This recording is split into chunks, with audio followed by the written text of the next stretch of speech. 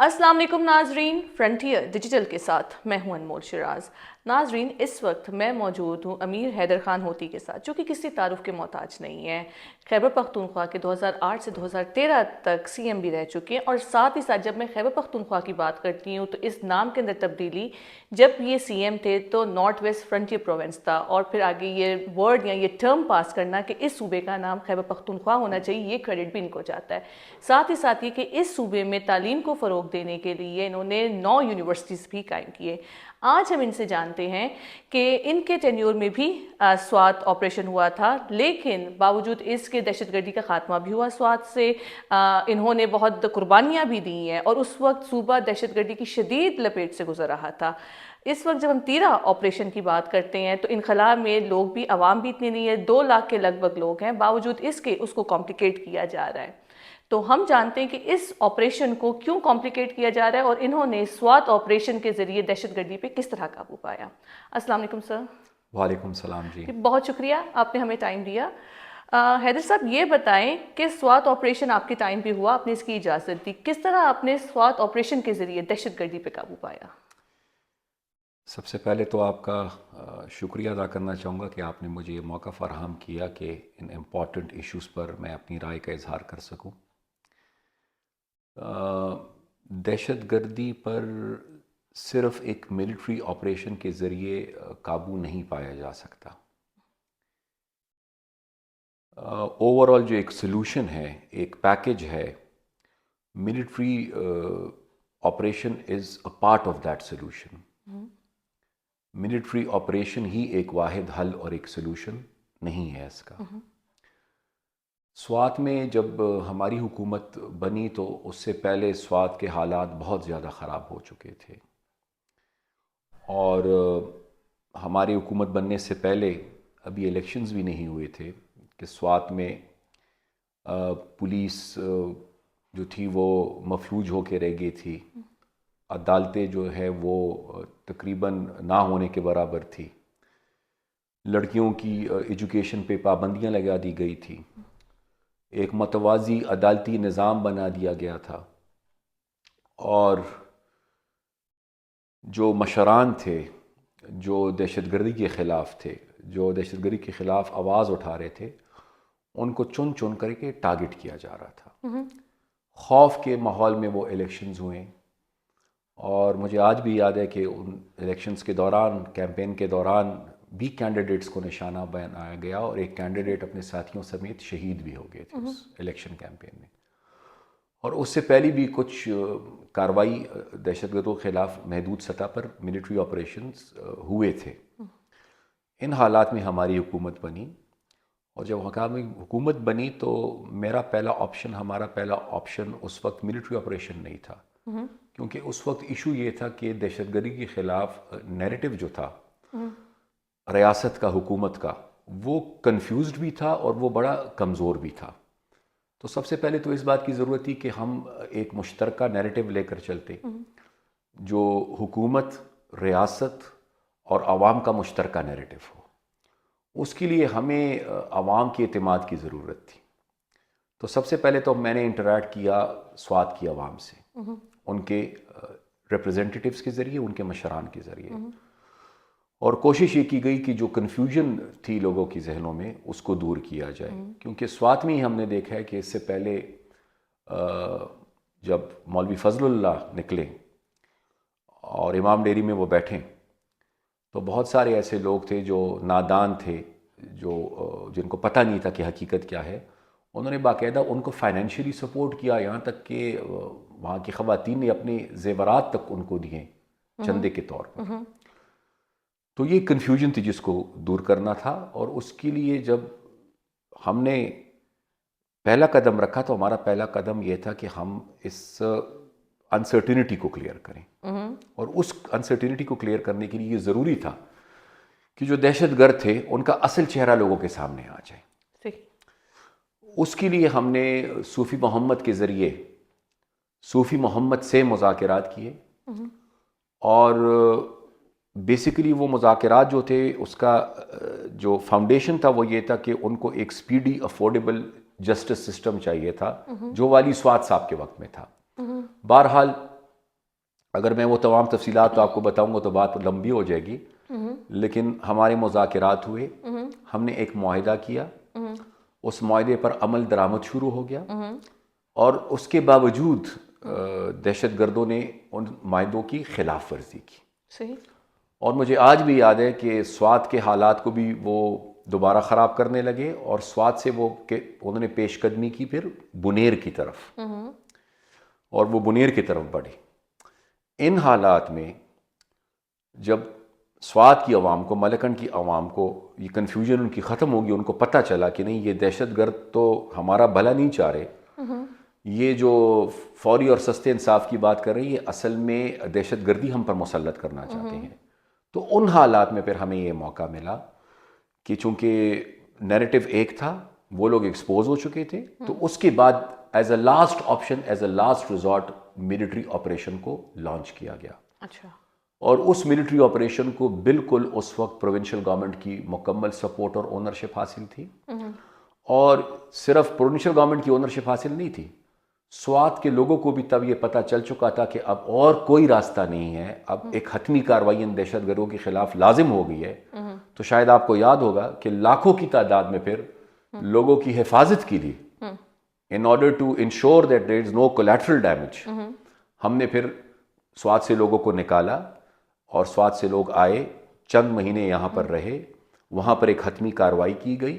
جب وہ علاقے سارے کلیئر ہو گئے، اس کے بعد ان لوگوں کو باعزت اور باحفاظت اپنے علاقوں کو واپس بھیج دیا گیا تھا۔ صحیح۔ لیکن اگر تیرا کی اب بات کریں، ایک پراپر آپ نے اس کا ایک میکینزم بتایا کہ this is not about military operations.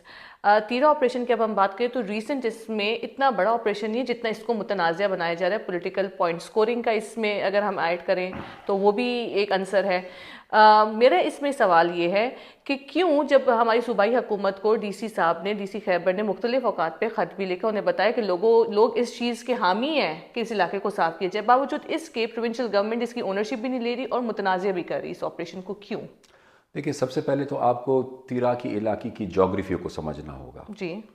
کیونکہ شاید آپ کے دیکھنے اور سننے والے ایسے بھی لوگ ہوں جن واقف نہ ہوں کہ اس کی جیوگرافیکل لوکیشن کیسی ہے۔ ٹھیک ہے۔ آپ اگر تیرا کی جیوگرافیکل لوکیشن کو دیکھیں تو خیبر ہے، اورکزئی ہے، اور اس طرف ہے پورا افغان بارڈر۔ صحیح۔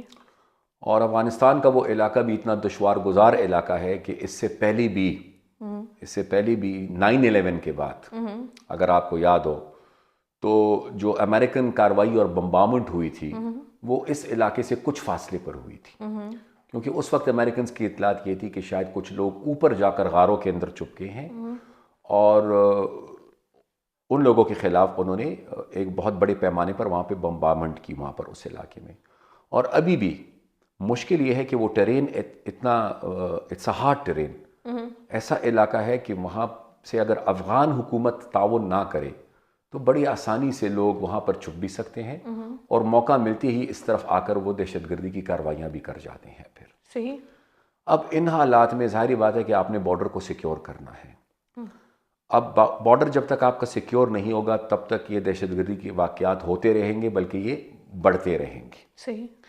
اب ان حالات میں میری اطلاعات کے مطابق جب لوگوں کو یہ پتہ چلا کہ جی اب اس طرف سے بار بار دہشت گرد آ رہے ہیں، یہاں پہ کارروائیاں ہو رہی ہیں اور حالات دن بدن خراب ہو رہے ہیں، تو شاید وہاں پر ایک مشران کا لوکل ایک جرگہ بنا، ایسے وہ جرگہ بیٹھا، عمدہ سے انہوں نے آپس میں بھی مشاورت کی، اور اس جرگے نے پھر میرے خیال سے انتظامیہ کے ساتھ بھی مشاورت کی، ایسے اور وہ جرگہ اس نتیجے تک پہنچا کہ شاید بہتر یہ ہوگا کہ کچھ دنوں کے لیے لوگ یہاں سے نقل مکانی کر جائے تاکہ یہاں پر مؤثر کارروائی ہو سکے اور اس کارروائی کے اندر بے گناہ لوگوں کا نقصان نہ ہو۔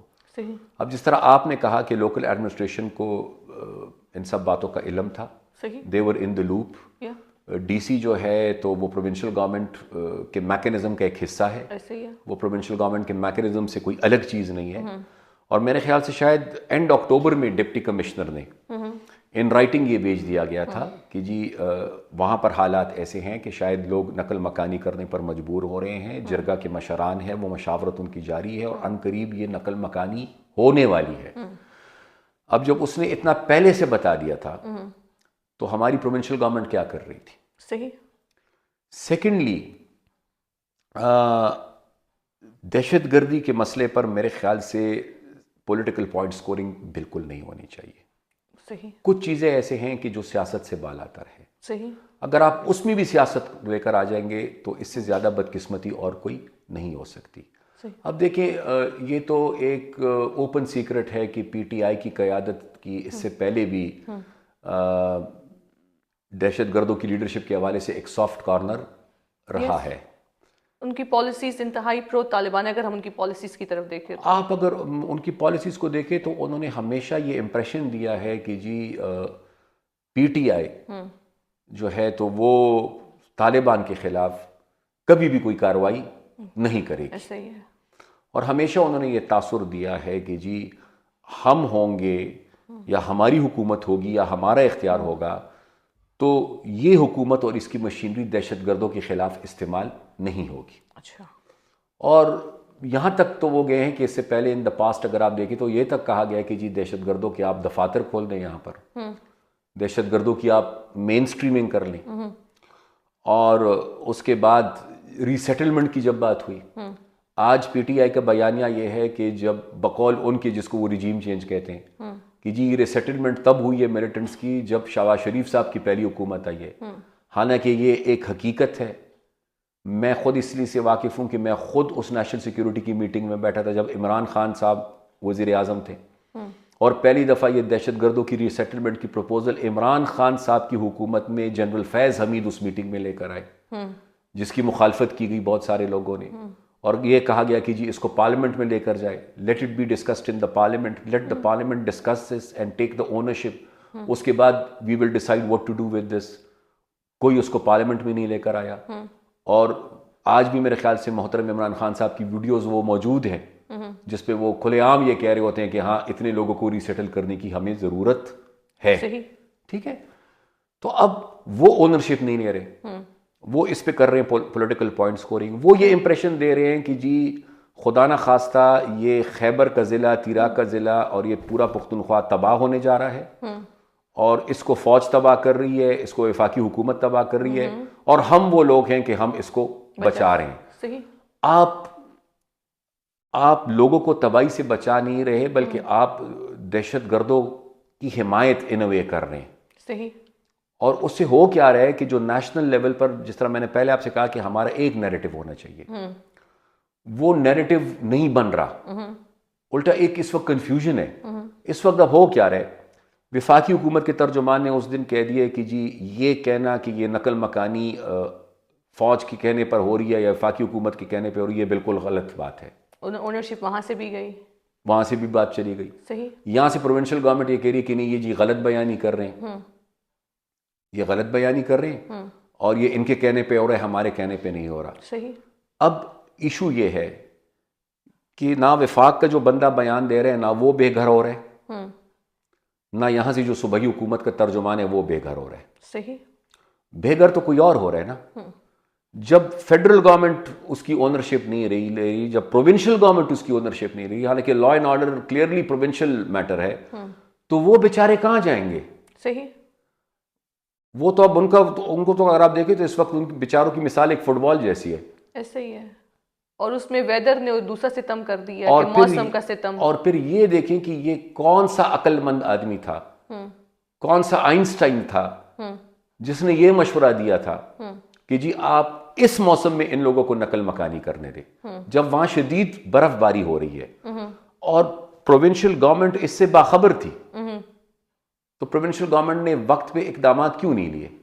انہوں نے بندوبست کیوں نہیں کیا ان لوگوں کے لیے؟ اور ٹھیک ہے تعداد لوگوں کی ہے، کافی سارے لوگ ہیں، لیکن کیا جتنے سوات سے نکلے تھے اس سے زیادہ ہے؟ نہیں. تو تقریباً 2 لاکھ، 2 سے 3 وہ لاکھ 25 لاکھ سے زیادہ لوگ تھے. تو ان کو یہاں پہ سنبھالا گیا. Off camp and in camps ہو رہے ہیں، اور چند مہینوں کے اندر وہ پھر واپس بھی چلے گئے. تو یہ بدقسمتی ہے ہماری اس وقت. یہ بدقسمتی ہے کہ اس وقت جو نیشنل لیول پر ہمارا نیریٹو ہونا چاہیے وہ نیریٹو نہیں ہے. دہشت گردی پر بھی سیاست ہو رہی ہے. دہشت گردی کے خلاف جو ایفرٹس ہونی چاہیے وہ سیاست کی نظر ہو گئی ہے، اور دن بدن اس کا نتیجہ یہ ہے کہ یہاں پر پختونخوا میں حالات ٹھیک ہونے کے بجائے خراب ہو رہے ہیں. اور جب آپ لوگوں نے ایک دفعہ دہشت گردی کی لہر پہ قابو پا لیا تھا، آپ لوگوں نے قربانیاں بھی دی تھی اس کے لیے، پھر کیا وجوہات ہے کہ دوبارہ سے دہشت گردی کی لہر ابھر کے آئی ہے؟ دیکھیے اس کی ایک وجہ نہیں ہے، اس کی ایک وجہ نہیں ہے، اس کی وجوہات ڈفرینٹ ہیں۔ سب سے پہلے تو آپ نے یہ دیکھنا ہے کہ وہ اونرشپ جو ہم نے دی تھی ہمارے جانے کے بعد وہ اونرشپ نہیں رہی۔ 2013 کے شروع میں ہماری حکومت ختم ہوگی اپنی مدت پوری کر کے، 13 سے لے کر آج تک پھر وہ اونرشپ نہیں رہی۔ جب حکومت کی اونرشپ نہیں ہوگی تو حکومت کی ایڈمنسٹریشن اور حکومت کی فورسز وہ پھر کیسے کارروائی کرے گی؟ اور اگر کرے گی بھی وہ تو وہ اتنی مؤثر اور افیکٹو نہیں ہوگی۔ سیکنڈلی ہوا کیا، یہاں پر بھی اونرشپ نہیں تھی۔ دوسری مشکل یہ پیدا ہو گئی کہ اس دوران 13 سے لے کر 18 تک وہاں پر پی ایم ایل این کی حکومت تھی، یہاں پر پی ٹی آئی کی حکومت تھی، تو بھی پولیٹیکل پوائنٹ سکورنگ چلتی رہی۔ ایسے ہی ہے۔ پولیٹیکل پوائنٹ سکورنگ کے لیے وقت بھی تھا اور ایفرٹس بھی ہو رہے تھے، دھرنے کے لیے وقت تھا، صحیح، لیکن سر وہ وقت تو آج تک دہشت گردی کے عذاب کو خلاف نظر آ رہا ہے۔ دہشت گردی کے خلاف صحیح۔ ان کے پاس نہ وقت تھا نہ یہ اونرشپ لے رہے تھے۔ اور سر بیچ میں اے پی ایس کا سانحہ بھی ہوا، اسی دوران ہوا، اتنا بڑا سانحہ ہوا کیونکہ توجہ نہیں تھی۔ اچھا اس کے بعد آئے پھر تقریباً کچھ 4 سال کی مدت کے لیے عمران خان صاحب، تو وہ تو سب کو پتہ ہے کہ ان کی پالیسی اس حوالے سے کیا تھی۔ وہ تو پالیسی سافٹ تھی، تو سافٹ تھی، وہ تو ری سیٹلمنٹ کی بات کر رہے تھے، وہ تو مین سٹریمنگ کی بات کر رہے تھے۔ اب دوبارہ پھر سے آپ 24 سے لے لیں تو اب 24 پہ اگین وہی پر آنے والا پرابلم ہے۔ وہاں پر سٹیٹ جو ہے وہ چاہتی ہے کہ دہشت گردی کا خاتمہ ہو، اور یہاں پر پروونشل گورنمنٹ جو ہے وہ نہ سپورٹ کرنے کے لیے تیار ہے نہ اونرشپ لینے کے لیے تیار ہے۔ تو یہ تو ہو گئی انٹرنل۔ صحیح، نمبر 1 یہ کہ اونرشپ نہیں رہی ہمارے جانے کے بعد۔ ٹھیک ہے۔ نمبر 2 وجہ یہ کہ یہاں پر جو ہے تو یہ سیاست کی نظر ہوگی، صحیح، یہ پچھلے 13 سے لے کر 24 تک، صحیح، اور 24 کے بعد سے لے کر آج تک۔ اور پھر آپ اگر اس کو ایکسٹرنل دیکھیں تو دین کمز افغانستان۔ دیکھیں افغانستان اور پاکستان جب تک ایک دوسرے کے ساتھ تعاون نہیں کریں گے نہ افغانستان میں امن آ سکتا ہے نہ پاکستان میں امن آ سکتا ہے۔ آپ اگر دیکھیں یہ امید کی جا رہی تھی جب فیض صاحب گئے کابل اور وہ ان کی ایک بڑی مشہور تصویر آئی وہ چائے کے پیالی کے ساتھ، کپ آف ٹی، اس وقت توقعات یہ تھی کہ جی اب افغان طالبان کے آنے کے بعد پاکستان کی مشکلات کم ہو جائیں گی، کیونکہ کرزئی صاحب کے ہوتے ہوئے اور اشرف غنی صاحب کے ہوتے ہوئے پاکستان کے کچھ گلے تھے، حالات کبھی تھوڑے اچھے ہو جاتے تھے کبھی بگڑ جاتے تھے۔ جب افغان طالبان آئے تو یہ توقع کی جاتی کہ جی اب تو تمام معاملات حل ہو جائیں گے، وہ انفارچونیٹلی اس کے بالکل الٹ ہو گیا۔ اب آج دیکھ لیں آج کیا حالات ہیں، آج اعتماد کا فقدان ہے، ٹرسٹ ڈیفیسٹ ہے، یہاں تک کہ ہم ساتھ بیٹھنے کے لیے تیار نہیں ہیں، بارڈرز ہمارے بند ہیں، تجارت بند ہے، صحیح، اور اس طرف سے لوگ بار بار آنے کی کوشش کر رہے ہیں، اور اس طرف سے مجبور ہو کر پاکستان نے 1-2 دفعہ افغان سرزمین پر دہشت گردوں کے خلاف کارروائیاں بھی کی ہیں۔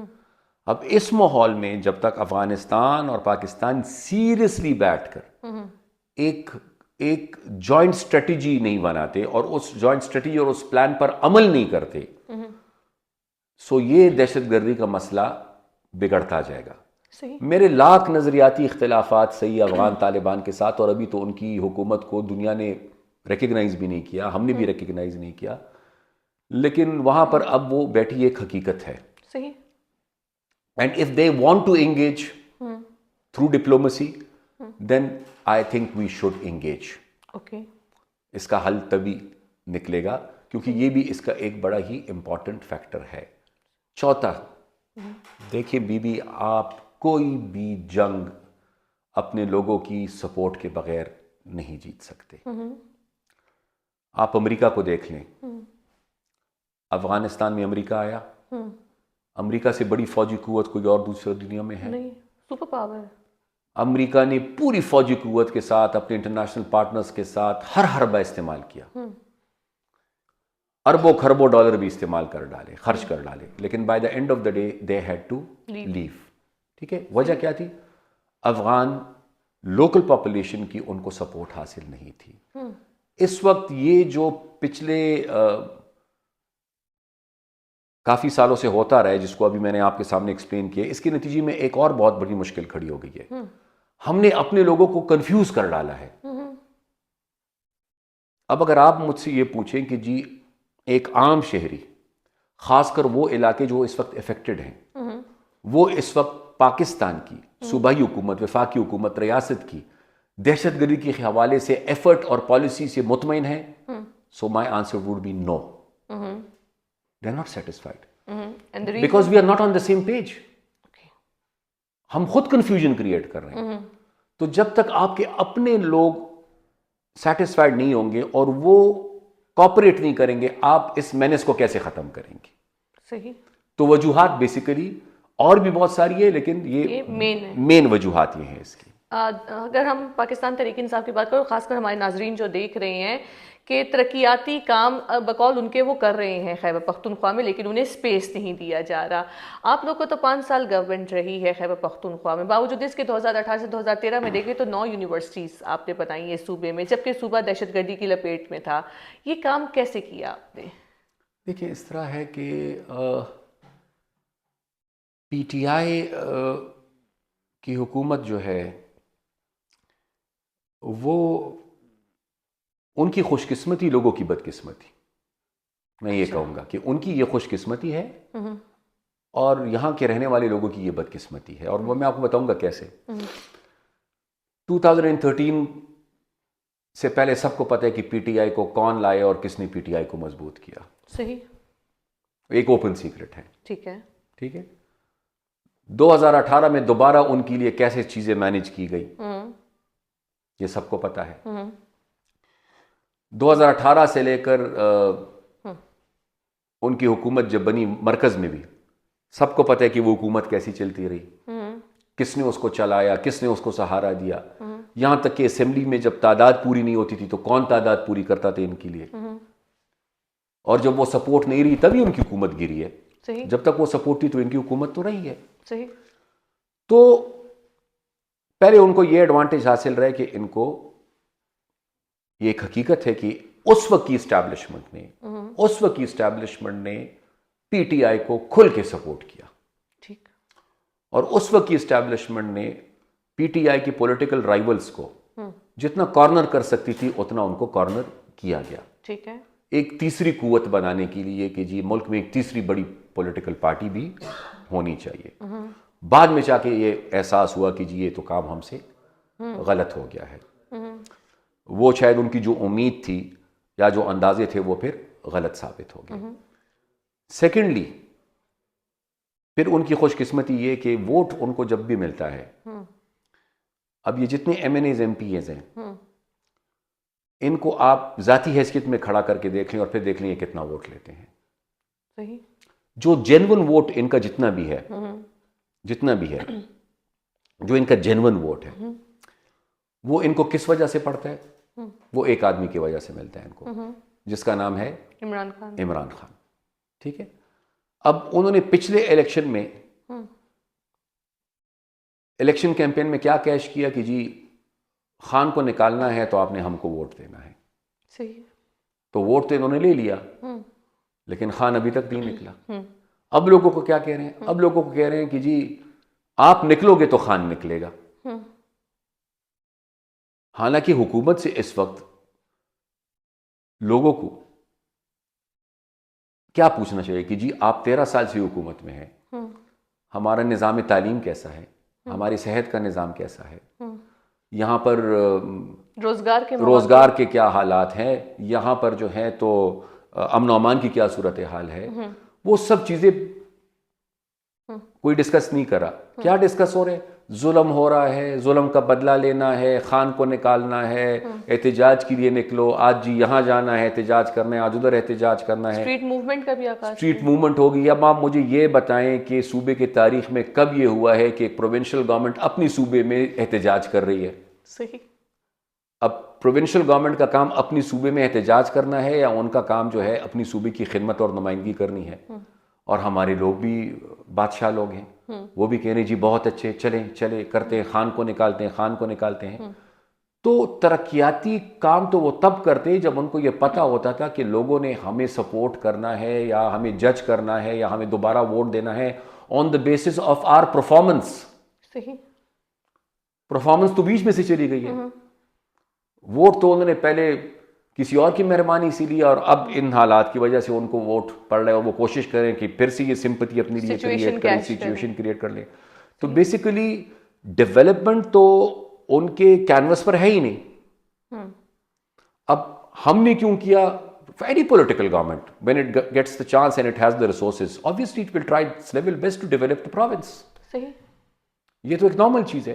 ہاں ایجوکیشن ان پرٹیکولر کیوں میری اس میں انٹرسٹ تھی, اس لیے کہ دیکھیں آپ نے اگر انتہا پسندی کو کم کرنا ہے اور ایونچولی ختم کرنا ہے, اس کے لیے تعلیم ہی ایک راستہ ہے. آپ نے اگر اپنے یوتھ کو, اپنے بچوں کو, آنے والے مستقبل کو انتہا پسندی اور دہشت گردی سے بچانا ہے تو آپ نے ان کو پھر اپرچونٹیز پرووائڈ کرنی ہے بہترین سے بہترین, تاکہ وہ اچھی تعلیم حاصل کر سکے اور وہ اس ماحول سے نکل سکے اور بچ سکے جس سے ہماری کافی یوتھ متاثر ہو چکے ہیں آلریڈی. اس وقت یہ حالات تھے کہ کچھ علاقوں میں لڑکیوں کو اسکول نہیں جانے دیا جا رہا تھا. کہتے جی اسلام کے خلاف ہے, آپ اسکول نہیں جا سکتے. اسکولس کو بموں سے اڑایا جا رہا تھا. اس حالات میں ہم نے کیا کرنا تھا کہ اس حالات میں جو اسکولز بند تھے ان کو کھولنا تھا. صرف پرائمری اسکول میں بچوں کو نہیں بھیجنا تھا, صرف ہائر سیکنڈری میں نہیں بھیجنا تھا, صرف کالجز میں نہیں بھیجنا تھا, یونیورسٹیز میں بھیجنا تھا. اور مجھے اس وقت یہ احساس ہوا کہ یونیورسٹیز کی تعداد ہماری بہت کم ہے. جب آپ آئے گورنمنٹ تو کتنی تعداد تھی؟ ہم جب آئے تو اس وقت I believe there were 10 public sector universities and we added another 9 public sector universities. جو 10 تھی وہ بنی تھی. اور کون کون سے ڈسٹرکٹس میں آپ لوگوں نے اسٹارٹ کی؟ ہم نے جو اسٹارٹ کی تو پشاور, نئی یونیورسٹیز بنی پشاور میں, ٹو ان پشاور, مردان میں بنی, سوابی میں بنی, چارسدہ میں بنی, بنیر میں سب کیمپس بنا جو ایونچولی پھر یونیورسٹی بن گئی, چترال میں سب کیمپس بنا جو پھر ایونچولی یونیورسٹی بن گئی, ہم نے کرک میں یونیورسٹی بنائی, ہم نے ہری پور میں یونیورسٹی بنائی. اور کوشش یہی تھی, وہ تو پھر موقع نہیں ملا, میری اپنی کوشش یہ تھی کہ اگر موقع دوبارہ ملے تو میرا ایم یہ تھا کہ we should have at least 1 public sector university in every district of Khyber Pakhtunkhwa. اس وقت کے فاٹا کو ہمیں ٹچ نہیں کر سکا انفارچونیٹلی, کیونکہ فاٹا اس وقت پروونس کا حصہ نہیں تھا. حالانکہ وہاں پر اس وقت اشد ضرورت ہے, سب سے زیادہ اگر اس وقت ضرورت ہے تو میرے خیال سے فارمر فاٹا ایریاز میں ہے, جہاں تک آج بھی میرے خیال سے ایجوکیشن کی فیسلٹیز وہ نہیں ہے جو وہاں پر ہونی چاہیے. صحیح. حیدر صاحب یہ بتائیں کہ اتنی ڈیولپمنٹ کے باوجود بھی آپ لوگوں جب دوبارہ الیکشن رہی تو آپ کی پارٹی نہ جیت پائی, کیا وجوہات تھیں؟ دیکھیں اس کی ڈفرینٹ وجوہات تھیں. ایک تو کسی کو نیک نام کرنے کے لیے ہمیں بدنام کرنا لازم تھا. جتنا جتنا وہ نیک نام ہوتے جا رہے تھے اتنے اتنے ہم بدنام ہوتے جا رہے تھے. صحیح. ہمارے خلاف اتنا منظم پروپیگنڈا چلا, اتنا منظم پروپیگنڈا چلا جس کا آپ تصور بھی نہیں کر سکتے. کوشش کی گئی کہ اے این پی کو ہر طریقے سے ڈسکریڈٹ کیا جائے, اور وہ پروپیگنڈا بہت حد تک کامیاب رہا. سیکنڈلی ای این پی کے وجود کو ختم کرنے کی کوشش کی گئی. آپ اگر دیکھیں تو اس وقت حکومت میں بھی اور حکومت کے بعد بھی دہشت گردوں کے نشانے پر صرف ایک ہی پولیٹیکل پارٹی تھی اس صوبے میں, and that was A N P. 2013 میں لوگ اپنا الیکشن کیمپین کر رہے تھے اور ہم اپنے شہداء کے جنازے اٹھا رہے تھے. میرے کارکنوں کو, میرے کینڈیڈیٹس کو گھر سے جب نکلتے تھے تو ان کو دھمکیاں مل رہی ہوتی تھی کہ آپ اگر آج گھر سے نکلے تو آپ زندہ واپس گھر نہیں جاؤ گے. اور کافی جگہوں پر حملے ہوئے بھی پھر ہمارے لوگوں پر. 13 میں یہ سب کچھ ہوا. 13 سے لے کر 18 تک ہم نے کافی تیاری کی. آپ دیکھ لیں اس وقت اس پورے پروونس کے اندر ایک ماس موبلائزیشن ہم نے کی. 18 میں یہ پیغام ہمیں ملا جب میں نے کہا نا کہ اس وقت کی اسٹیبلشمنٹ. 18 میں ہمیں یہ پیغام دیا گیا کہ جی آپ پی ٹی آئی سے الیکشن الائنس کر لیں. 18 کے الیکشن سے پہلے ہم نے پی ٹی آئی سے الیکشن الائنس کرنے سے انکار کر دیا. ہم نے معذرت کی. اور اس کے نتیجے میں یہ جو آج فارم 47 اور 45 کے لوگ فریاد کر رہے ہیں, یہ سب سے پہلے یہ فارمولا ہم پہ اپلائی ہوا 2018 میں. 2018 میں ہماری کافی ایسی سیٹس تھیں جو اس فارمولے کے تحت ہم سے چھین لی گئی, اس لیے کہ ہم نے پی ٹی آئی کے ساتھ الائنس کرنے سے معذرت کر لی تھی. تو یہ وجہ اس کی بنی. ہاں اس دفعہ جو ہوا ہے تو اس دفعہ تو ایسے الیکشن ہوا ہے کہ آپ دیکھ لیں کہ وہ تو جو جیتا ہے وہ بھی نہیں مان رہا, جو ہارا ہے وہ بھی نہیں مان رہا. صحیح. تو اے این پی, یہ میں نہیں کہتا کہ ہماری اپنی غلطیاں اور کمزوریاں نہیں ہوں گی. ہر پولیٹیکل پارٹی کی اپنی غلطیاں بھی ہوتی ہیں, کمزوریاں بھی ہوتی ہیں. ہم سے بھی غلطیاں ہوں گی اور ہمیں چاہیے کہ ہم اپنی غلطیوں سے سیکھیں. ہمیں چاہیے کہ ہم اپنی غلطیوں سے سیکھیں. لیکن بائی اینڈ لارج اگر آپ مجھ سے پوچھیں تو ہمارے ساتھ جو ہوا اور جو کیا گیا, اور اشارتاً میرے خیال سے شاید اس دن D G I S P R کی ایک پریس بریفنگ میں انہوں نے شاید اس طرف اشارہ بھی کیا کہ جی ایک پولیٹیکل پارٹی دہشت گردوں کا بھی نشانہ بنی اور ایک پولیٹیکل پارٹی کے خلاف ایک کیمپین بھی چلی. بالکل انہوں نے بولا. تو یہ ہوا ہے, یہ ہوا ہے. انفارچونیٹلی یہ ایک تلخ حقیقت ہے. یہ بتائیں کہ اب آپ کو کیا نظر آتا ہے کہ عوامی نیشنل پارٹی کا کیا مستقبل ہے؟ دیکھیں, ہمیں اگر لیول پلینگ فیلڈ ملے, ایک ایکول اپرچونٹی ملے جتنی باقی پولیٹیکل پارٹیز کے لیے ہے, اور لیول پلینگ فیلڈ ہو اور ایک مناسب انوائرمنٹ ہو, تو آئی تھنک اے این پی آج بھی اور آنے والے وقت میں بھی اس صوبے کے پالیٹکس میں میرے خیال سے ایک قوت کے طور پر ہوگی انشاءاللہ. ڈیفینیٹلی یہ میں نہیں کہہ سکتا کہ A N P single largest party ہوگی یا اے این پی سویپ کر جائے گی, وہ اٹس ٹو ارلی ٹو سے دیٹ. لیکن ہاں یہ میں کہہ سکتا ہوں کہ اگر ہمیں موقع ملا, ابھی آپ ریسنٹلی دیکھ لیں, کچھ دنوں پہلے ایک ہفتے کے نوٹس پہ پشاور پہ ہم نے ایک جلسہ کیا شہید بشیر بلور صاحب کی برسی پر. ابھی 23 کو ہم نے, اس مہینے کے 23 کو ہم نے چارسدہ میں جلسہ کیا ہے. میں تقریباً ویکلی بنیادوں پر یہاں پر اپنے کیمپین میں نے اپنی شروع کی ہے. اب انشاءاللہ رمضان کے بعد وہ پورے پروونس میں ہم وہ شروع کرنے جا رہے ہیں. تو رسپانس بھی ہے اور ایفرٹ بھی ہے, لیکن پرووائڈڈ یہ کہ ہمیں ماحول دستیاب ہو. اور یہ میں آپ کو کہتا چلوں کہ اس وقت جو اس صوبے کے بدلتے ہوئے حالات ہیں, میرے خیال سے تقریباً 12-13 سال تک اس صوبے کے نوجوانوں نے تبدیلی کے نام پر, بہتری کے نام پر, انصاف کے نام پر, امن کے نام پر, ایک بہتر مستقبل کے نام پر بار بار موقع دیا. اب میرے خیال سے اس میں سے کافی سارے نوجوان جو اب نوجوان نہیں رہے, وہ لوگ اور جو آج کے نوجوان ہیں, وہ ان میں سے بہت سارے اب بیزار ہونے لگے ہیں. کیونکہ وہ اب یہ محسوس کر رہے ہیں کہ جی ہم نے تو ووٹ اس لیے نہیں دیا تھا کہ یہ ہر دن آ کر احتجاج کر رہے ہو, سڑکیں بند کر رہے ہو. ہم نے تو ووٹ اس لیے دیا تھا کہ ہمارے حالات بدلیں. تو ہمارے حالات تو نہیں بدل رہے. یہاں پر دن بدن یہ احتجاج کی سیاست ہو رہی ہے, نفرتیں بڑھ رہی ہیں, تلخیاں بڑھ رہی ہیں, بٹرنس بڑھ رہی ہے, پولرائزیشن بڑھ رہی ہے. آپ مجھے بتائیں جتنا پولرائزڈ معاشرہ آج ہمارا ہے, کبھی یہ پولیٹیکلی اتنا پولرائزڈ رہا ہے اس سے پہلے؟ ایسے ہی ہے. تو یہ انفارچونیٹلی تلخ حقائق ہے اس وقت on ground as we are speaking and discussing this. Haider صاحب, وزیر اعلیٰ خیبر پختونخوا سہیل افریدی صاحب نے ریسنٹلی ابھی یہ بیان دی ہے کہ یہ آپریشن ہو ہی مجھے متنازع بنانے کے لیے میرے اگینسٹ ہے, اور اس ڈیوریشن کے دوران جب تیرا میں آپریشن چل رہا ہے ان کی احتجاج ہے اسٹریٹ موومنٹ سے, اس متعلق آپ کیا کہیں گے؟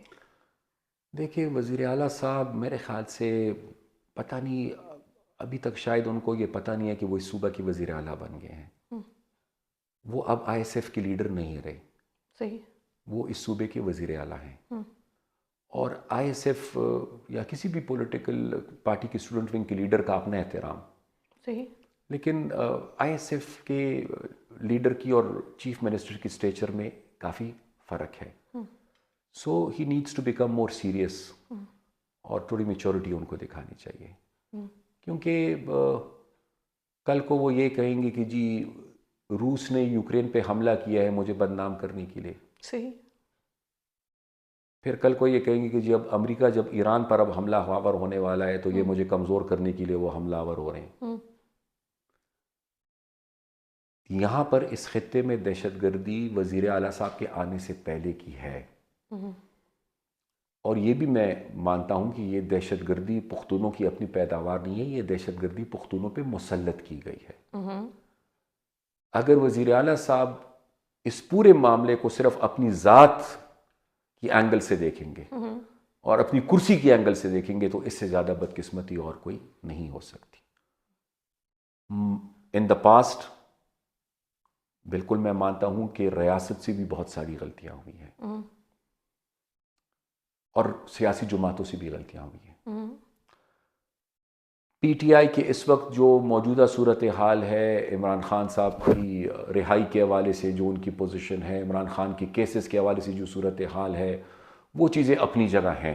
صحیح، لیکن اس مسئلے پر کم از کم میں یہ سمجھتا ہوں کہ وزیر اعلیٰ صاحب کو سنجیدگی دکھانی چاہیے. اس پر ان کو سیاست نہیں کرنی چاہیے، اس پر ان کو پولیٹیکل پوائنٹ سکورنگ نہیں کرنی چاہیے. اور دیکھیے جو یہ باہر گھوم رہے ہیں نا اور احتجاج کر رہے ہیں، اس لیے گھوم رہے ہیں وہ کہ لوگوں کی توجہ اصل مسئلے سے ہٹ جائے. اچھا، اصل مسئلہ ڈسٹریکشن کا سٹنٹ ہے یہ. اصل مسئلہ اس وقت کیا ہے؟ اصل مسئلہ اس وقت ہے امن و امان کی صورتحال، ٹیررزم. اصل مسئلہ کیا ہے؟ اس صوبے کی ڈیولپمنٹ.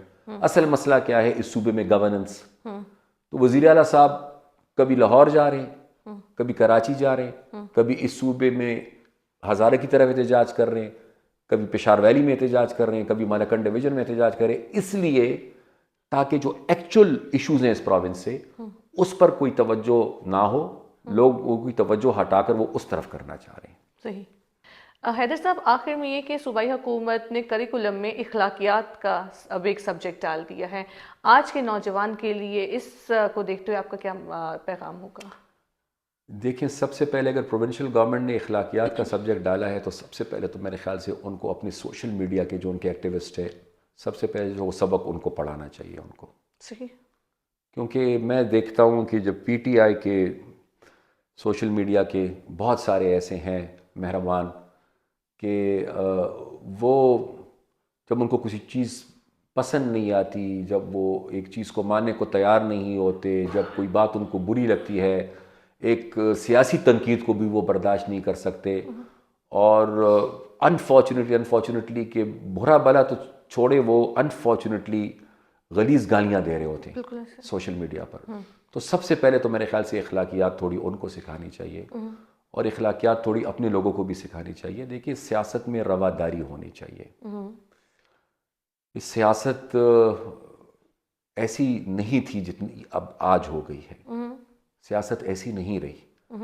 میں بڑے بزرگوں کی بات نہیں کروں گا، وہاں تو اس وقت تو کچھ اور ہی حالات تھے، لیکن میں اپنی بات کروں گا. میں 92-93 میں پریکٹیکل پالیٹکس میں آیا. صحیح. اس وقت بھی سیاسی مخالفتیں تھیں، مقابلے تھے، رائیولریز تھی، لیکن یہ پولرائزیشن نہیں آپ لوگ کیا مار پیٹ یا کوئی گالم گلوچ تلخ کلامی؟ نہیں، یہ چیزیں دیکھیں یہ بعد میں آئی ہیں سب کچھ. اچھا. اور میرے خیال سے اگر نہیں آئی ہیں تو اچھا ہے. میرے خیال سے at this time it is required and needed. سیاست چلتی رہے گی، سیاست ہوتی رہے گی، لیکن ایک دوسرے کی رائے کا احترام کرنا چاہیے. اگر احترام نہیں کر سکتے کم از کم برداشت تو کر لینا. صحیح. کو ایگزسٹ کرنا ہے ہمیں. اس ایک معاشرے میں سب لوگوں کی ایک رائے نہیں ہو سکتی. We have to coexist. And secondly this kind of polarization and bitterness یہ نیشنل یونٹی کے لیے بڑی ڈیمیجنگ اور ہارمفل ہے. صحیح. بہت شکریہ حیدر صاحب.